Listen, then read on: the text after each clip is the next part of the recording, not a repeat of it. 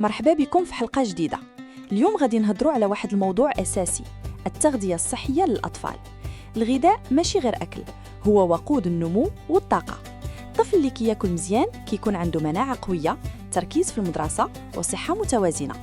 الأطعمة الأساسية اللي خاص تكون يومياً: الخضر والفواكه الطازجة، الحبوب الكاملة، البروتينات الطبيعية بحال البيض والسمك والحليب أو مشتقاته. وفي نفس الوقت خاصنا نتجنبوا الأطعمة اللي كتضر، المشروبات الغازية، الحلويات الصناعية والوجبات السريعة. باش نسهلوا التغذية الصحية نوجدوا روتين يومي: فطور متوازن، وجبة خفيفة صحية، غداء غني، وعشاء خفيف قبل النوم.